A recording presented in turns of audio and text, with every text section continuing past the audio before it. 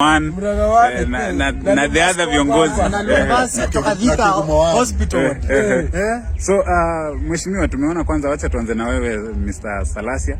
Tumeona unalima sana mheshimiwa wa Nairobi, Babu Owino.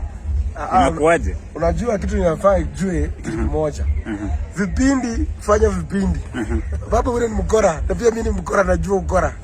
Unaelewa?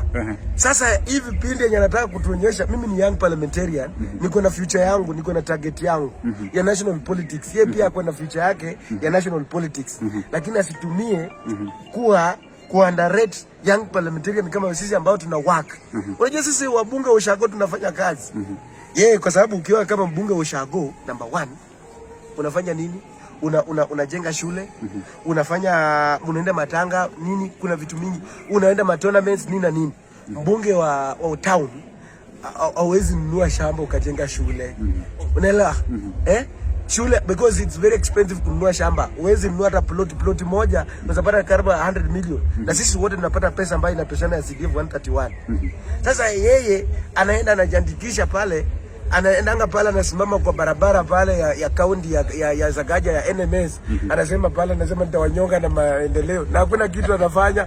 Na alafu anakuja anajitengenezea ranki. Alafu hiyo pesa unaweka kwa mfuko. Atuonyeshe venye mimi nilipatiana 5 buses.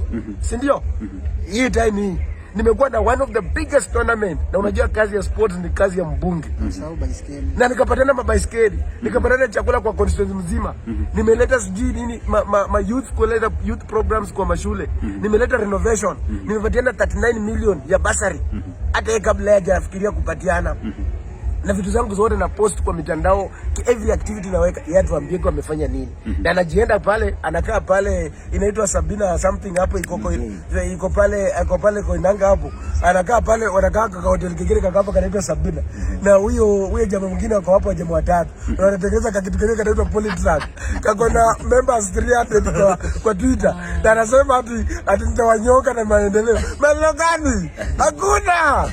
Hakuja tuonyesha venye kazi tunashona huko. You cannot underrate other hard-working young people like me here. Unaelewa?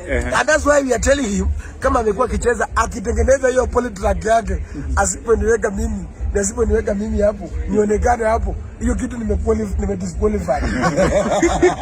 I'm one of the biggest name in this country. Are you getting me? Na tunasupport Jubilee.